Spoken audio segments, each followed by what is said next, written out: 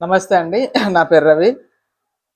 ఇవాళ మనం మాట్లాడుకోబోయే టాపిక్ వచ్చేసి మహాభారతం ప్రకారం నియంత్రణ అంటే ఏమిటి, మనం ఎవరి నియంత్రణలో ఉండాలి, ఎందుకు మనం వేరొకరి నియంత్రణలో ఉండాలి అనే టాపిక్ పైన ఇవాళ మాట్లాడుకుందాం. ముందుగా నియంత్రణ అంటే ఏమిటి అనేది మనం చూసుకున్నట్టయితే ఫస్ట్ వ్యక్తిగత నియంత్రణ అని చెప్పుకోవచ్చు.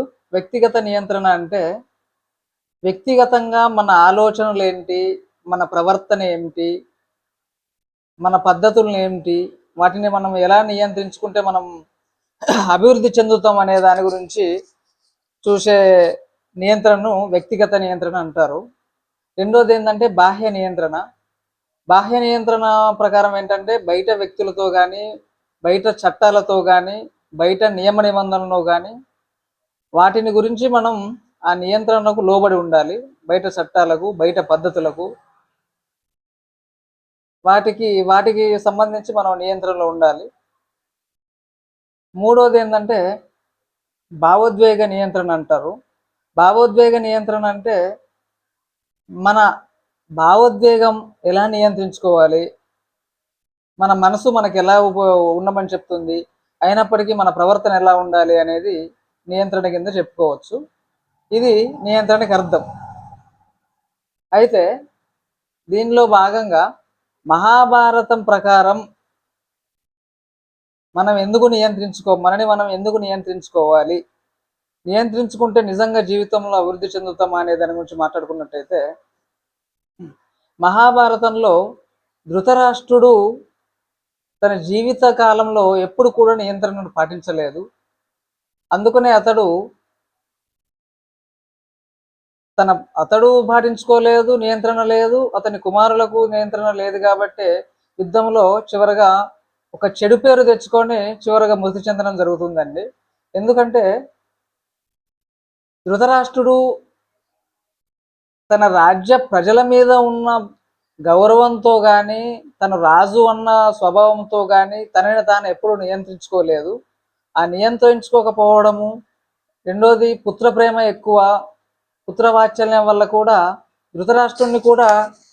దుర్యోధనుని కూడా తను ఎప్పుడు కూడా ఈ పని చేయకూడదు, ఈ పని చేయవచ్చు, ఇలా ప్రవర్తిస్తే మనకు చెడు పేరు వస్తుంది, కానీ ఎప్పుడు నియంత్రణ చేయలేదు దుర్యోధనుని.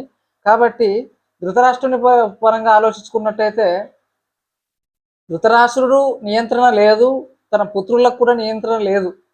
ఏ సందర్భంలో కూడా ధృతరాష్ట్రుడు దుర్యోధనుని నియంత్రించలేదండి. ఎందుకంటే ముందుగా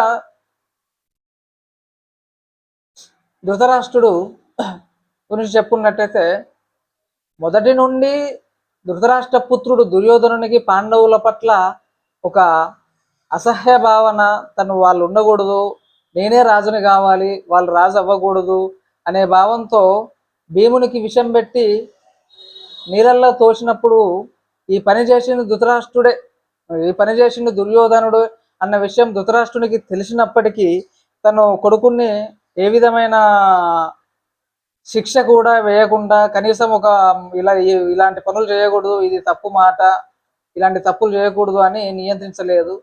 తర్వాత లక్క ఇంట్లో పెట్టి పాండవులందరినీ హతమార్చుదామని ఆలోచన చేసినప్పుడు కూడా ఈ విషయం ధృతరాష్ట్రునికి తెలిసినప్పటికీ కూడా తన పుత్రులను ఏ విధంగా నియంత్రించలేదు. తన పుత్రుల పట్ల వాత్సల్యం ఒక్కటి ఉంటే తప్పితే జీవితం పట్ల నియంత్రణ అనే భావం లేకపోవడం వల్ల చివరగా యుద్ధంలో చెడు పేరు తెచ్చుకొని మరణించడం జరుగుతుందండి.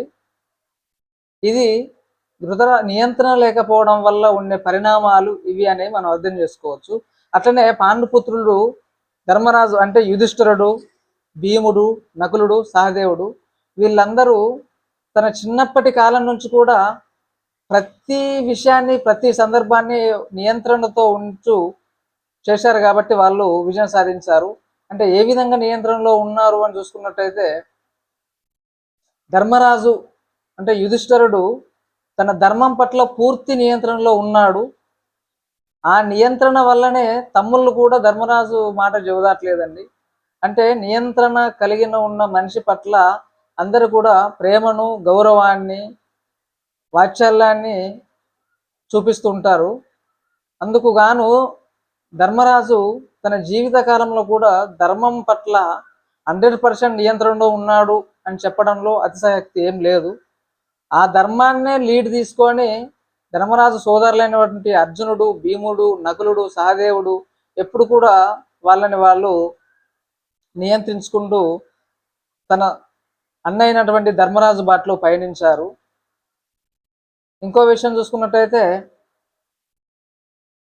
భీముడు ఎలా నియంత్రించుకున్నాడు జీవితంలో అంటే, ద్రౌపది వస్త్రాపహరణం సభలో భీమునికి ఉన్నటువంటి బలానికి, భీమునికి ఉన్నటువంటి కోపానికి, ఆ సభలో ఉన్న వాళ్ళు మొత్తం అక్కడనే హతమార్చగల శక్తి సామర్థ్యాలు ఉన్నప్పటికీ తన కోపాన్ని, తన అన్న మాట పైన ఉన్న గౌరవాన్ని, ఈ రెండింటిని చూసుకొని తనను తాను నియంత్రించుకొని మాట్లాడకుండా సభలో ఏడ్చుకుంటూ కూర్చున్నాడు. కానీ ఆ సభలో వారిని ఎవరిని కూడా దూషించడం కానీ అట్లా ఇట్లా చేయడం కానీ ఏం చేయలేదండి.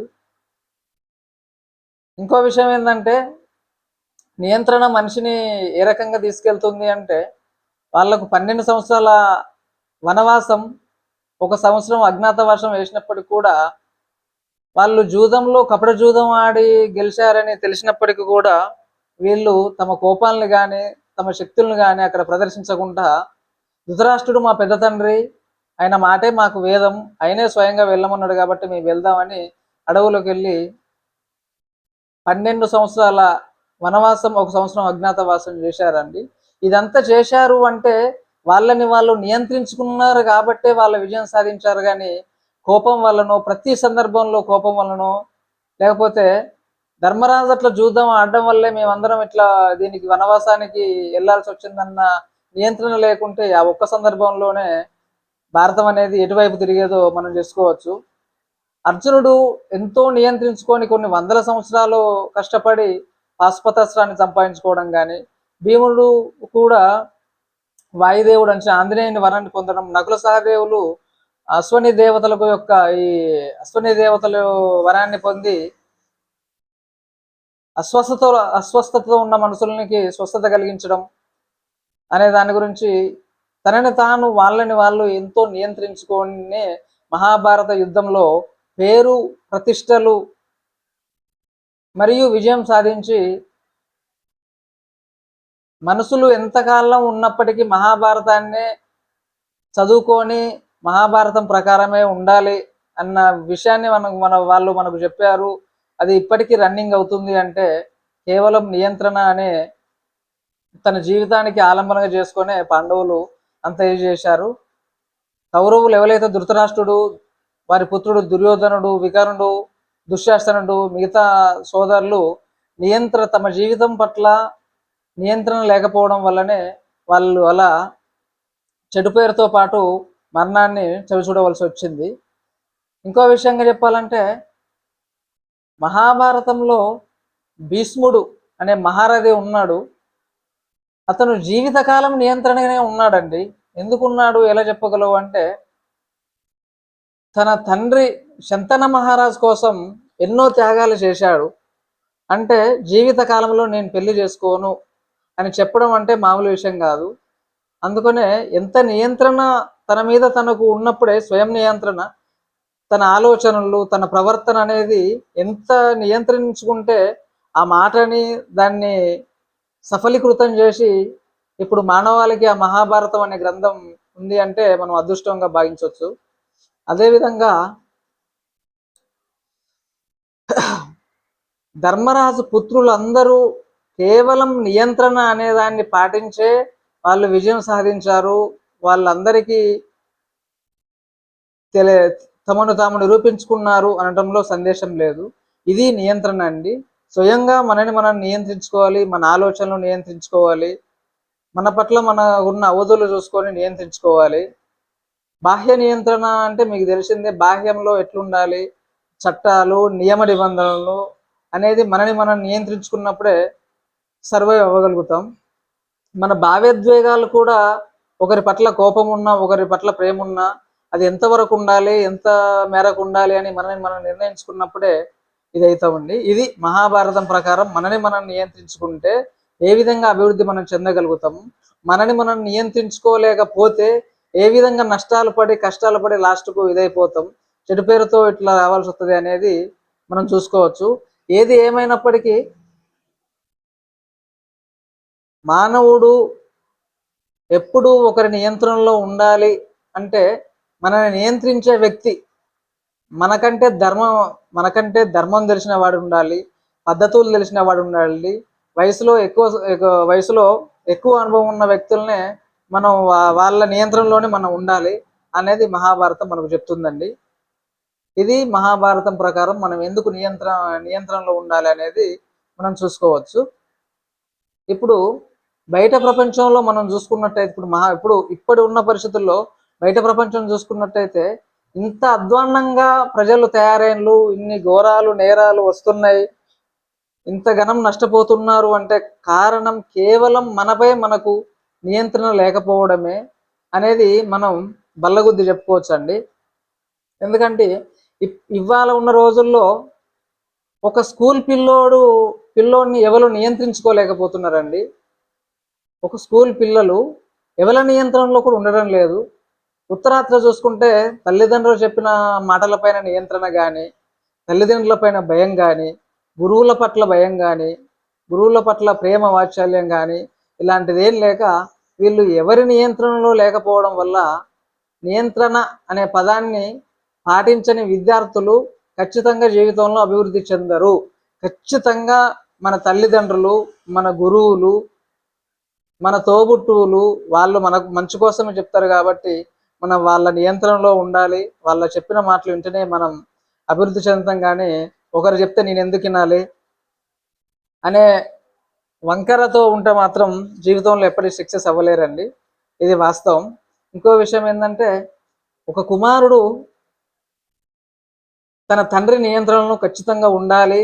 తన తండ్రి మాటలను, తన తల్లిదండ్రుల మాటలను ఖచ్చితంగా పాటించినప్పుడే తను అభివృద్ధి చెందడానికి ఆస్కారం ఉంటుంది. రెండోది ఏంటంటే కొంచెం బలవంతంగానైనా తమ పిల్లల్ని తల్లిదండ్రులు నియంత్రించాలి అనే దాని గురించి కూడా ఈ వీడియోలో నేను చెప్తున్నాను.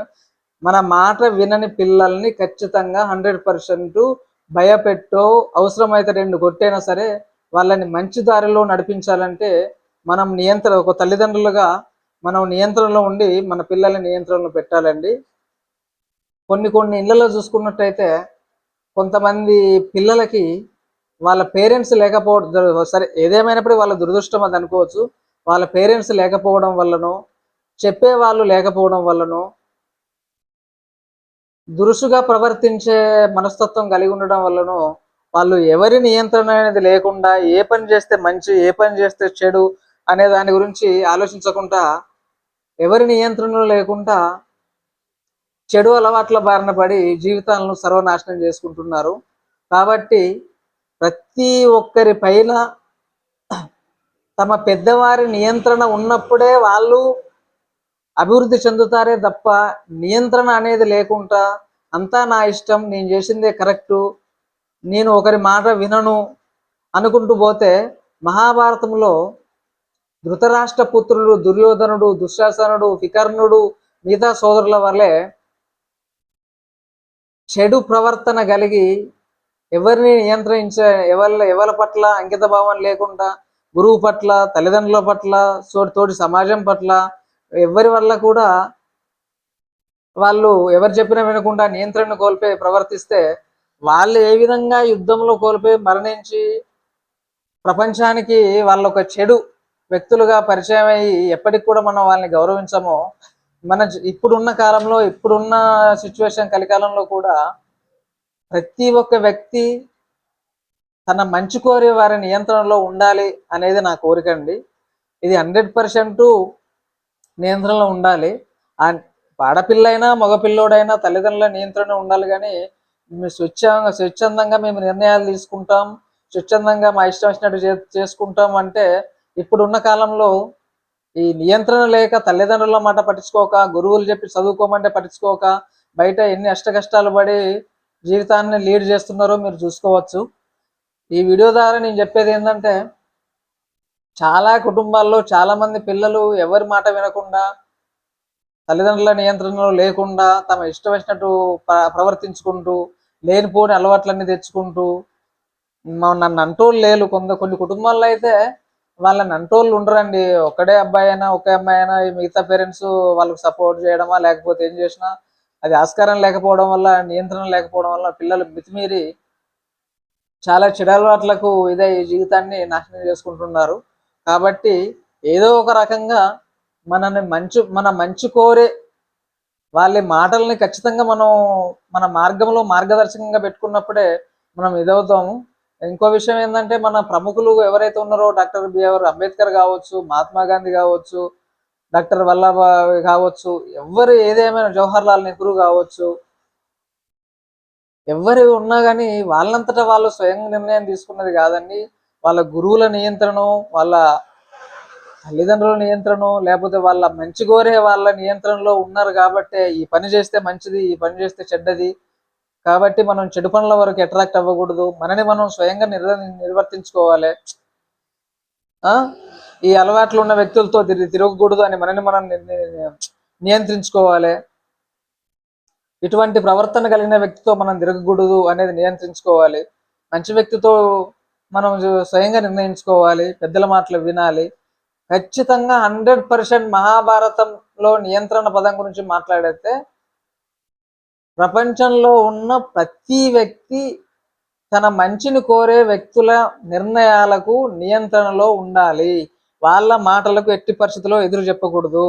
వాళ్ళు చెప్పేది 100% మనం ప్రారంభించినప్పుడు వాళ్ళని చేసినప్పుడు మాత్రమే జీవితంలో మనం అభివృద్ధి చెందుతాం. కానీ అడ్డగోలుగా ఏదో దారం దిగిపోయిన గాలిపటంలా నియంత్రణ లేకుంటే ఆ గాలిపటం పరిస్థితి ఏందో మానవుని జీవితంలో కూడా మనకి ఆసరా ఏదైతే ఉండరో వాళ్ళని మనం మాటలు లెక్క చేయకుండా ఉండకూడదండి. ఏది ఏమైనప్పటికీ మనిషి ఖచ్చితంగా తనని మంచి కోరే వారి నియంత్రణలో ఉండాలి అనేది ఈ వీడియో ముఖ్య ఉద్దేశం. ఈ వీడియో మీకు నచ్చినట్టయితే లైక్ చేయండి, సబ్స్క్రైబ్ చేసుకోండి.